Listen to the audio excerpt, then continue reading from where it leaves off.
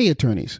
I know that every week on this show, I give you some insights on some marketing ideas that are powerful in the digital realm.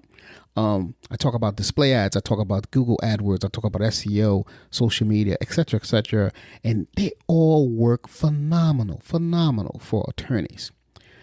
This week, I am going to bring a different aspect of digital marketing for you because I always like to give you value. So I'm going to introduce you to a gentleman that's going to show you exactly why you as an attorney should be podcasting. So without further ado, enjoy the show.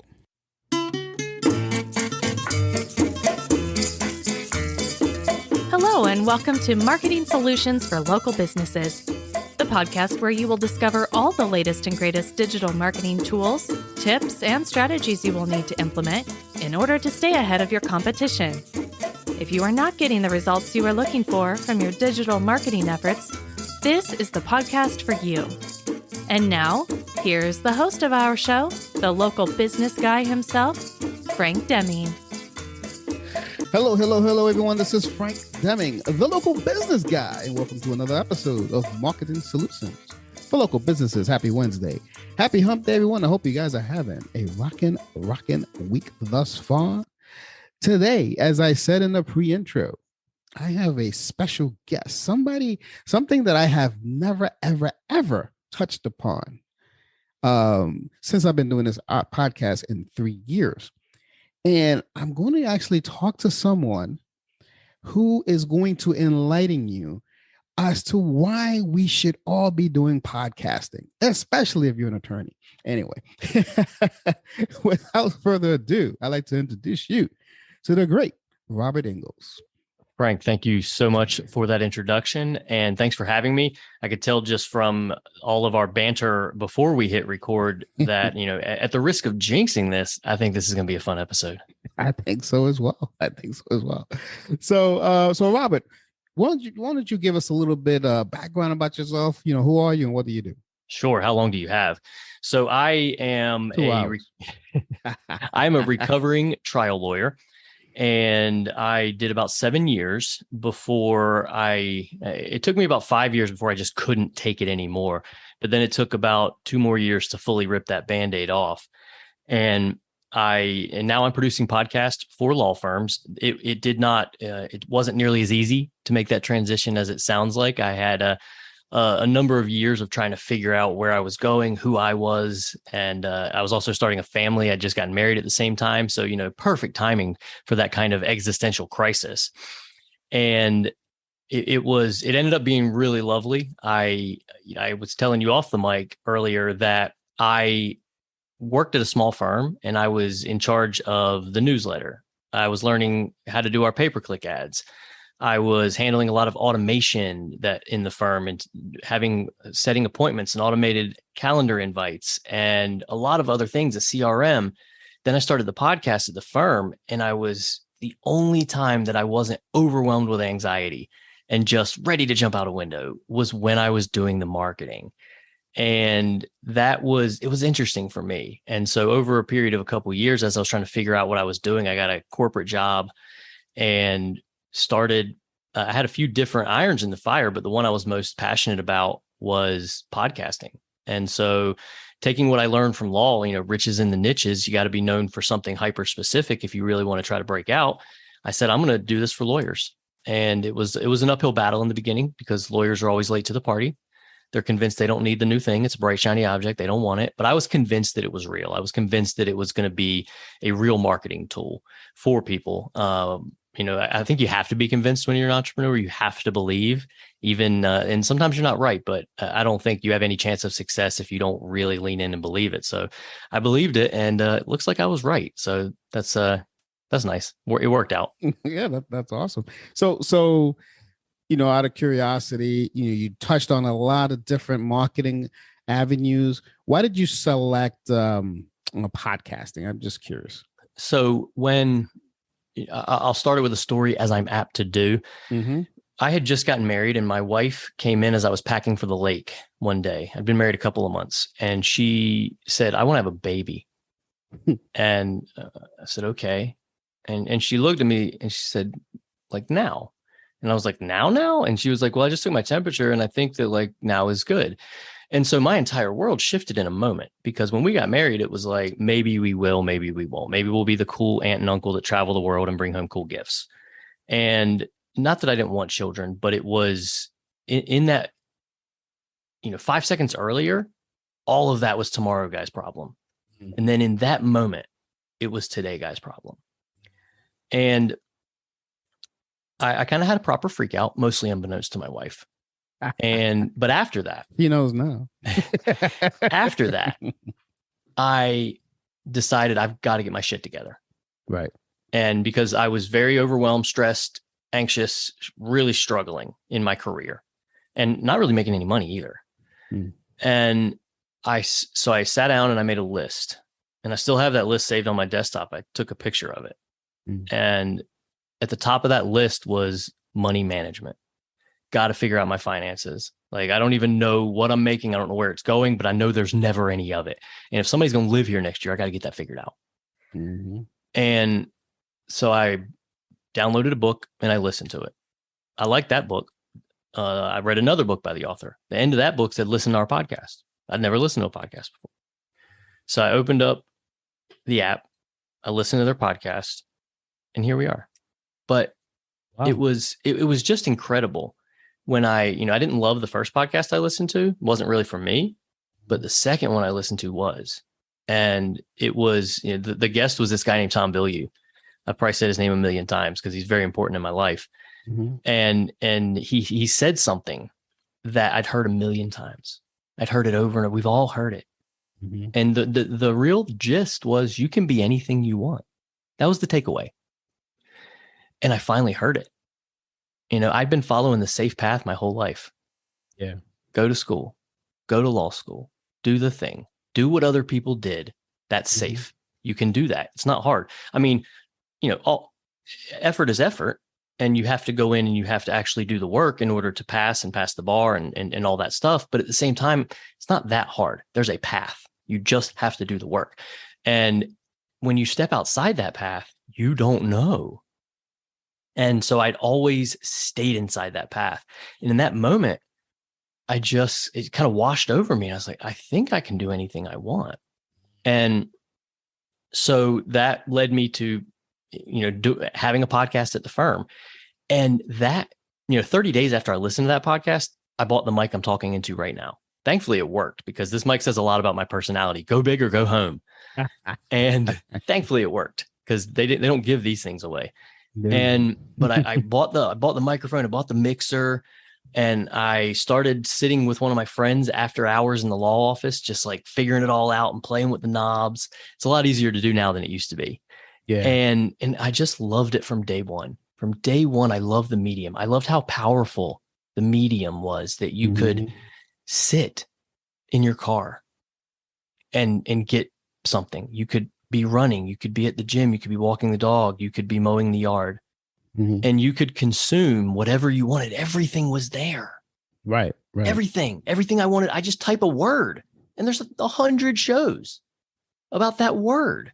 It's amazing. And it was amazing to me. And I was able to learn. I mean, a couple of years of my life were consumed with knowledge and personal development and business, and just consuming. Just my appetite was insatiable. And podcasting is what did that for me. And so I played around with it for a while. I started one in my firm as part of our other marketing efforts, and I was so in love with it. I had a hard time talking about the law on my law podcast. And so eventually that podcast became my personal podcast, because I just dropped the law part of the title and made it just my own personal podcast. Okay. And I just was so in love with the medium right away. It was, I've said this before to people, and they say, well, how did you choose? How did you choose to be a podcaster? And I'm like, that's kind of like asking me, how did I choose to fall in love with my wife? I did not. I had no choice. I saw her standing there. I have to talk to that human. And then when I did, I was like, I have to never let this human get too far from me. Right. That's how I felt about podcasting. It was so beautiful to me. I was so interested in it, and the network effect immediately of it. Like you Yeah. and I did not know each other this morning. No. Now we are getting to know each other in real time right now. At the end That's of this right. conversation, you're going to publish the episode. I'm going to put the episode out. We're going to be connected on LinkedIn. We're going to be sharing it. People are going to be commenting. Mm-hmm. We know each other now. We're part of each other's network now. Right. And that's beautiful to me, that without these two microphones, you and I probably never see each other in life. Exactly. It's beautiful to me. Yeah, it's an awesome thing. Well, that was a great analogy on the whole with your wife thing, because I know a lot of people, listening to us can relate to that, because we've all been there. So that was great. That was great. Let me ask you something. So how does your podcast help attorneys? So that's a very big question. Mm-hmm. And it really depends on the kind of attorney you are, because a lot of attorneys will contact me mm-hmm. and they'll say, I want to do a podcast. And I'm like, beautiful, you're in the right place.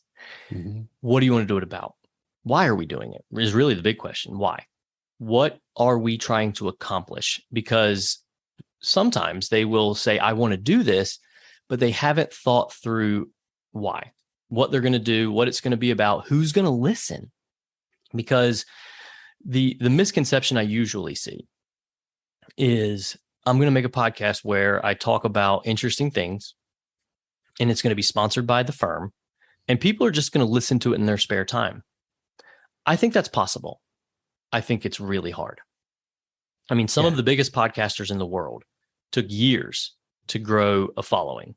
And even then, a lot of them were still pretty niche on who they were trying to talk to. And so we back it up and we think, what are we doing this for? Who is going to listen? What's the action we want those people to take? What's the end result of doing this podcast? And for a lot of firms, especially smaller firms, we work with a lot of injury firms. A lot of times that comes back to answering questions. Mm-hmm.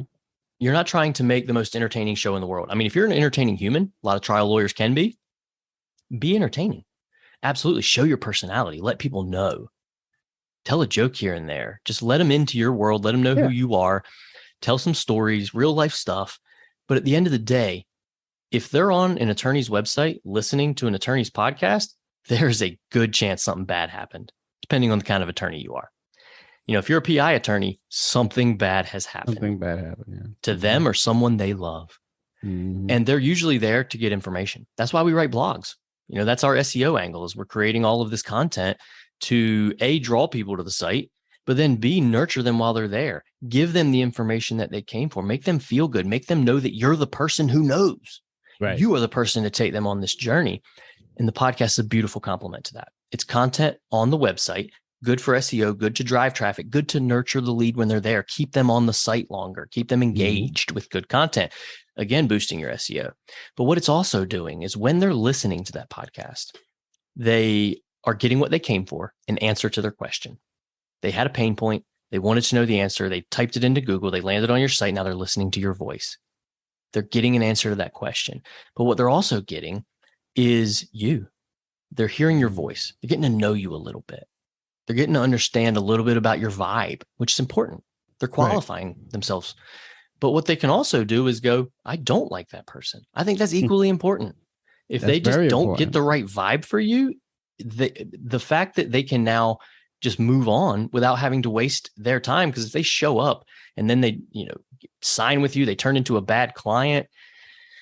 I mean, I think any attorney who deals with clients knows that it's better to have no client than a bad client usually. Than a bad client. Yeah. Right. And so they get a chance to get to know you, to understand who you are, get a vibe for you, and then they sit down across the table from you and you open your mouth, they already know you.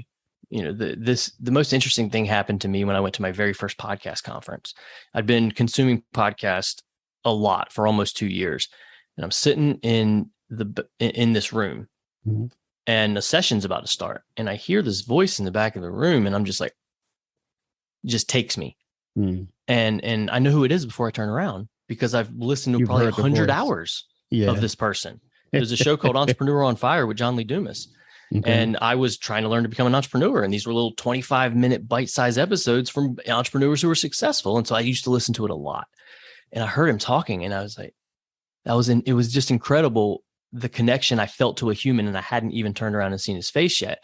I was also struck by how slow he talks because I listened to my podcast on 2X. So I was like, this dude talks really slow because I'm used to hearing him so fast. Okay. That's but funny. that not to just hijack the entire conversation and go towards, hey, here's all the things. But that is usually one of the best ways for an attorney to leverage a podcast, is to answer questions that people show up for. Bigger firms that I work with are very much into the thought leadership game. They're thinking, I want to be the first person to opine on XYZ issue. Something happens, I want to talk about it. Legislative developments, I want to talk about it. Then I'm going to become the person who other lawyers listen to their podcast in order to get that information, or other people in the private equity field listen to their podcast to get that information. You are consistently the person talking about the thing. You have a podcast that people want to listen to because they enjoy who you are, but they also enjoy the information they're getting. And so there's so many other reasons. I didn't even dabble into the content marketing side of it. I was just giving you like, here's some good things to do with your podcast. But podcasts also turn into just a mountain of great content for your website and for your social channels. Yeah.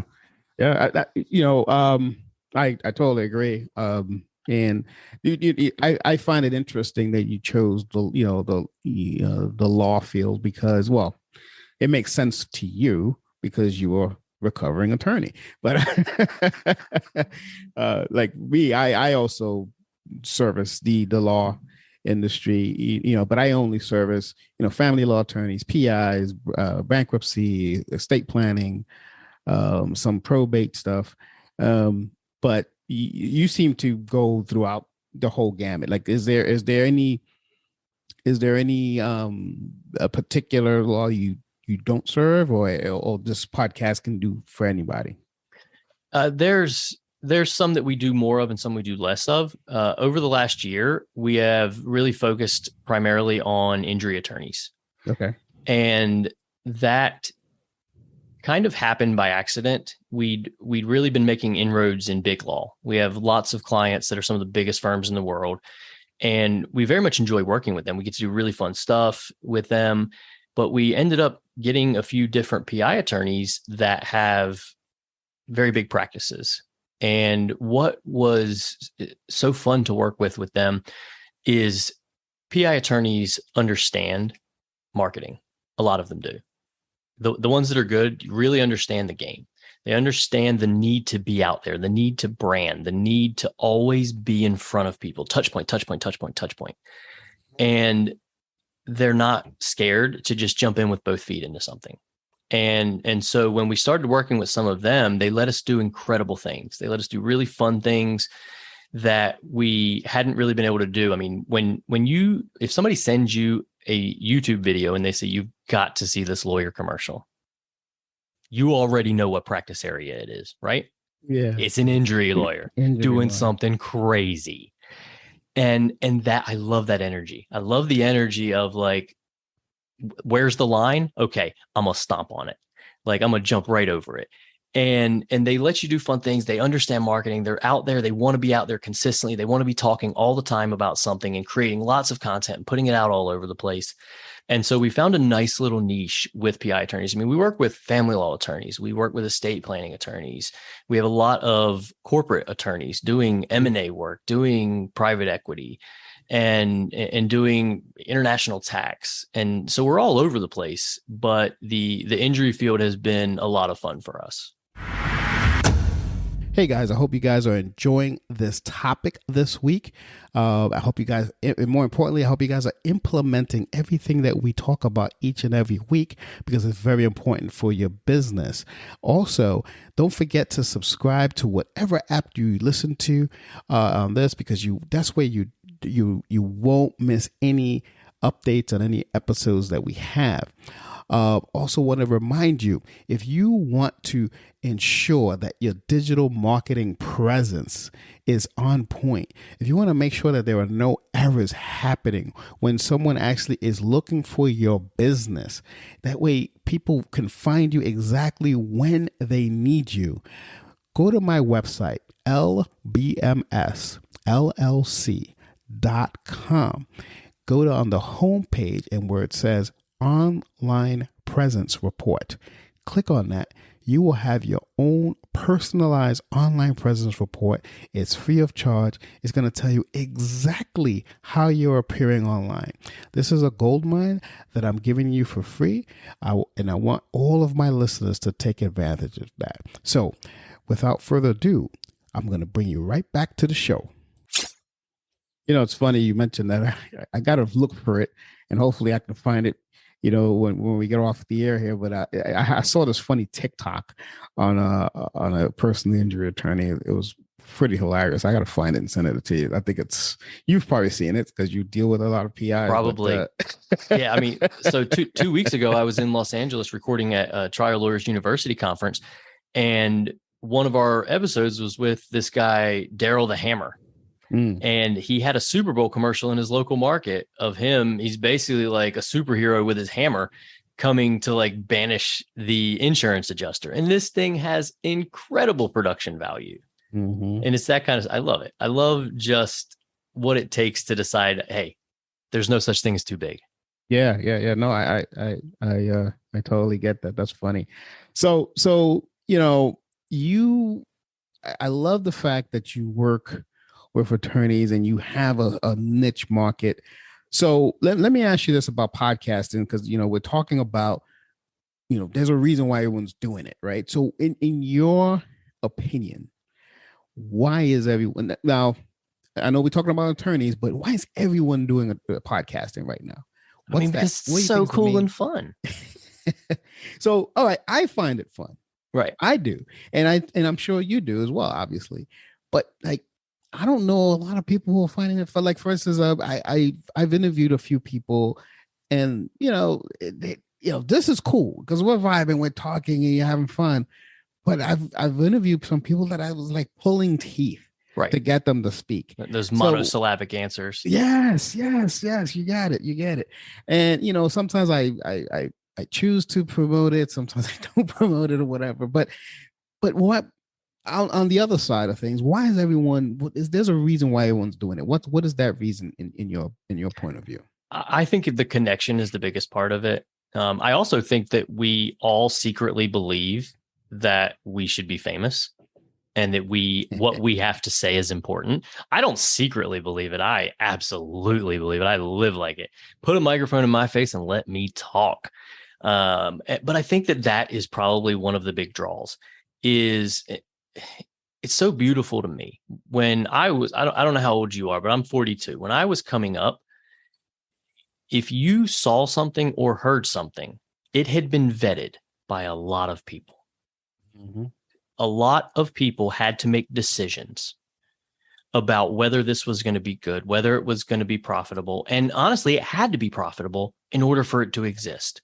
It couldn't exist if it couldn't get at least a certain number of ears on it or a certain number of eyeballs on it. It just couldn't exist because the way the platforms were set up. And so by the time you saw it, you were getting kind of the most homogenous thing in the world because they only wanted to make it if it had some mass appeal. And a lot of the people making those decisions looked the same, sounded the same, came from the same places. And so the amount of diverse content that we were getting was abysmal. That's over. The gatekeepers are gone. Yeah. And even at places like Netflix, they create so much content there that they can create really niche things that somebody from a really small part of the world might enjoy, and that's still successful for them. And that's what podcasting is. The gatekeeper is gone in podcasting. Like with Anchor, not that I want to promote Anchor. I think that having, your own hosting platform is a great thing because you own the content, but it's free if you want to just get started. Yeah. You don't even need a great microphone. I mean, I recommend a good, decent microphone, but you just sit down and you talk and you can publish it. And if you have something to say and it's compelling, you can find people that have similar thoughts. You can connect with people and you don't need any money to do it. You can really just get started. You can go to your public library and rent a microphone, record some episodes, upload those to a free hosting platform and distribute them everywhere. And now your message is available. You can connect with other people. You can say what's in your heart. You can create something beautiful that only you can create, and the world can see it, and the world can decide if that's something that they want. That's beautiful. Yeah, I mean, And I think that is really the reason that so many people are into it. And another reason I think for the, not people are into it because it's successful and we're in this moment where it's really exciting. But I think one of the reasons it is so popular is because it does what no other medium can do. It sells you time. It doesn't say stop and watch. It doesn't say sit and read. It says, what are you about to do? I'll come with you. Let's do it together. Let's go get on the train and ride. Let's go, run. Let's do whatever you're going to do. Let's sit in this boring, soul-crushing meeting. I'll do it I'll be there with you. And so you can consume it on your time while you're doing whatever you want to without necessarily diverting your attention from your task. And people love that. People love to be able to consume content, entertainment, information while they are being able to do other things. It just keeps you company. It's beautiful. Now, as part of your services, do you I know you interview attorneys on your show, but do you also help them start their own podcast, or is that? That's our primary business model. Start their podcast. We produce their shows for them. You do the talking, we do the rest. Okay. Got it. You come to us because you want to start a podcast, and we say, okay, let's do it. Let's strategize. Let's create your professional voiceover intros and outros. We only use professional voice actors that you're going to hear on, movie trailers and Nissan commercials. And we're going to choose a soundtrack and mix that for you. It's going to sound lights out, and make your cover art for you, get you published everywhere. You're going to be on Apple and Spotify and Google, and it's going to be on your website. It's going to look good. We're going to make a YouTube video for you that is going to look and sound great. We're going to create marketing assets from every episode, little 60-second, 90-second clips on branded backgrounds with captions that people are actually going to see in their social feeds, because that's the kind of content that social platforms like to promote, because it engages people. We're going to do all of those things just from a 25, 30-minute conversation the lawyer sits down and has. They get up, they walk away, they're done. We take it and we turn it into all that content. So it's just maximum content, minimum investment. There you go. So you heard that, attorneys, all you guys who are listening to me, you've been following me for the past year and a half or so, since I've been pushing out primarily law content. If you have a podcast in you, reach out to Robert. And let me ask you this question. This has nothing to do with attorneys in general, but in your opinion, since we're talking about podcasting, should there be what is the sweet spot in terms of cadence, like for your show? Like my show is a weekly show. Have you seen anything in terms of cadence, in terms of for having a successful show? Weekly show is always better. Okay. It's just you're just consistently generating content and getting out in front of people, because that's the name of the game. Is we want to be if you've ever talked to your SEO strategist, content. We're always creating content. We're always getting our backlinks. And that's what we're trying to do here. We're trying to create our content. And then we also have guests. We're sending it to them. We're trying to get backlinks there. And so a weekly show is always the easiest way to do, or the most effective way to do it. But what people say, I can't sit down once a week and do that. You're in luck. One of the ways we record with a lot of attorneys is we will record 3 or 4 episodes at a time. Yeah. So we'll sit down and we'll carve out a little 90-minute, 2-hour block, and we'll hit all of our episodes. And then we've got a month right there. We've got all of our content right there, and we just roll it out. And then we try to stay a month ahead. So that way trial comes up, you miss a recording, things like that. We've always got some content in the can. And our clients stick with us, because it works, because they're seeing a return. Like, it's absolutely working for them. But they also stick with us because it's so easy. We don't create this big time investment for them. We don't ask them to go somewhere, show up, and sit down. We tell them, wherever you are, if you are on vacation in Fiji and you have your microphone and an internet connection, you're podcasting. Because we set up a studio for you, a virtual studio for you. We have a producer in the studio that shows up, checks your microphone levels, makes sure everything's good, presses record, you talk. That's it. You talk. They hang up, and that's it. They go back to their vacation, or they hop back up and go back to wherever it is that they needed to be doing.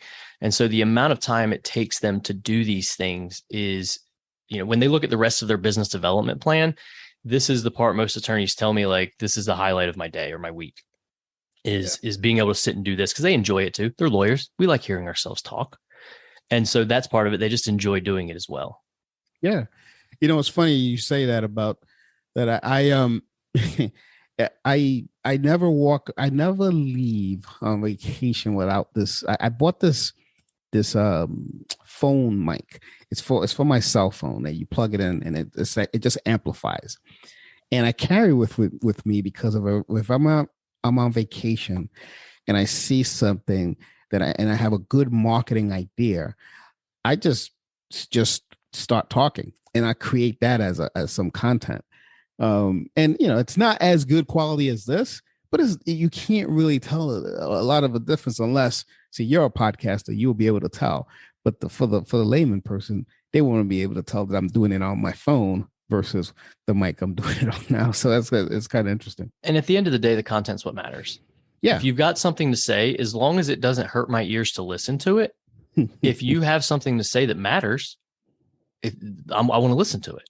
And so I think a lot of people get tripped up there. They get into this idea of, I've got to make it perfect. Yeah. And is it perfect is the enemy of good? Is that it? Like, you ship it. I learned that years ago. Ship it.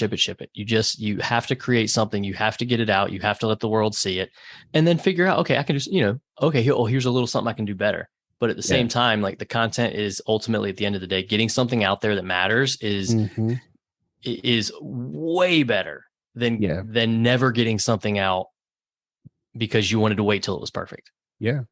I actually learned that from, I'm sure you heard of him, Pat Flynn. Of course. I know Pat Flynn. Oh, you know? Okay. Yeah, I've had dinner with Pat Flynn. That was a cool moment in my life to go from listeling to Smart Passive Income to like having dinner with the guy at a podcast conference. Yeah. It was wonderful. He's brilliant. Yeah, he's very bright. So I learned exactly what you said earlier about just getting it out there. I learned that from him.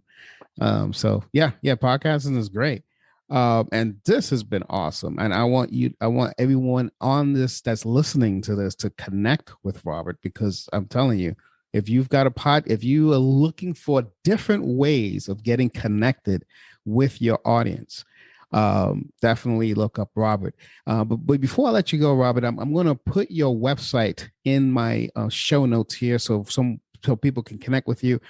I will also love to put your LinkedIn so people can connect with you on there so they can find out a lot about LawPods. So it's lawpods.com. The link will be in the show notes for sure. But before I let you go, is there anything that I did not ask you that you think will benefit the audience? One thing, so I'll tell you one thing that I see in podcasting right now is a lot of attorneys are looking at it the way that they looked at websites. They're looking at it the way that they looked at social media. Okay. They're looking at it as a nice to have. And obviously, from my perspective, it benefits me for them to look at it as a have to have. But your consumer behavior is changing. People are starting to want that. They want to be able to show up and get answers that way, especially the younger generation. When you look at their behavior, they are turning to podcasts for their news, for their information. And that is going to spill over into every area of their life. And law isn't going to be exempt. All of a sudden, they want to get their information, but no, it's okay for me to read this blog or watch this video where I can see how many books that you own. And so as consumer behavior shifts, that's going to be even more important to have this information on our websites, on podcast players in a way that people want to consume it. So they don't have to stop what they're doing. They're able to keep doing what they're doing. And then just the SEO angle, your competitors are doing it. And some of them are doing it really, really well. And a lot of times you'll see where people will say, well, that's not for us. We don't need it. That's a bright, shiny object. We saw it with websites. As hard as that is to believe, we have a brick and mortar office. We don't need a website. People know who we are. We have our billboards. And then people went, oh, well, everybody's got a website now. Like, whatever, like, did they miss the boat on it or something? That's what people will say. People will tell me, oh, well, these other two firms have a podcast. So you shouldn't have one. You'd rather people listen to theirs. And then we finally reach that saturation point where they will then say, oh, why aren't we doing this? and we're not there yet. And so this is the moment to get ahead. This is the moment to start creating content that's going to help you rank, that's going to help you start to resonate more with people that are coming to your website. And that's what I tell people is don't wait on it. Even if you're doing it yourself, figure out a way to get some content out there, get it on your website, and start connecting with people kind of in a deeper way. So, don't let it be websites and social media that you waited too long on. Yeah, no, I totally agree with you. Funny story. I remember when I was starting to just focus on helping attorneys, I would tell them, hey, I noticed that your firm is not on Google. And they would tell me stuff like, well, I'm on Ivo, I'm on Find Law, I don't really need Google. I mean, that's where people find me on Ivo. And it's just small thinking, it's like you said, they're usually the last ones to jump on the bandwagon. Yeah. But it's interesting. And I get it. I mean, I get it. There's a lot. There's so much all the time. Having been a lawyer, I know the emails. You get an email every day about some nonsense. and I'm sending some of those emails now. Sorry. But now you're on the other side. Right. Hey, but it's the way it works. And I get it. There's so many things out there. There's so many moving parts. Like, how do you know what the real thing is? I get that. And at the end of the day, that is what separates attorneys who end up being successful from those who complain. I know a lot of lawyers. I go to a lot of conferences, and there's great lawyers, very great trial lawyers, but they're complaining. They can't get cases, and they're, bitching about the big firm down the road that's, hoovering everything up. But this firm isn't doing any SEO. They're not doing any social media marketing. They're not taking the steps that you have to take. And I get it. They're like, oh, it's expensive. It is. But one of my clients, his name's Matt Dolman. This guy's a genius marketer in Clearwater. And he said on a podcast I was recording with him, he said marketing's our 30% partner. Every year, marketing gets paid 30%. If I don't get paid, marketing still gets paid. Because he knows that if you stop paying your marketing partner, you don't make it. And I think attorneys struggle with that. They say 30% or whatever percent. Like, how? That's business. That's tends to be what separates people, is their ability to really get out there and take business seriously and stay at the front of it. So you got to spend money to make money. I mean, that boil it down to that. As long, you have to spend money. I guess I'll give a caveat to that. You have to spend money wisely, yeah, to make money, but you got to spend it. You got to spend it. Yes. Well said, my friend. Well, this has been great, man. I think probably one of my favorite episodes. And I say that without doubt. I mean, I love talking law, and I love talking marketing, and especially an innovative marketing idea like podcasting. Never been done before on this show. So I thank you for kicking it up a notch for my audience here. So there you have it, folks. Connect with Robert. You'll see all his information on the show notes. You will not regret it. So until next week, this has been Frank Deming, the local business guy, and you've just been blessed by the great Robert Ingalls. Take care, everyone. Until next week. Peace out. Thanks for listening to another episode of Marketing Solutions for Local Businesses, the podcast where you will discover all the latest and greatest digital marketing tools, tips, and strategies you will need to implement in order to stay ahead of your competition. Don't forget, any links that were mentioned during the broadcast will be available to you in the show notes, so be sure to grab them while you have the chance. Incidentally, if you have any topics that you would like for us to discuss on the show, be sure to send an email to the email provided in the show notes, or click the Contact Us link and let us know what topic you would like us to help you with, and we'll be sure to add it to our schedule. If you would like for Frank and his team to look at your digital marketing presence and give you a free evaluation, simply click the Request a Free Consultation link in the show notes to get a hold of them. That being said, until our next episode, make it a successful digital marketing day. Peace out.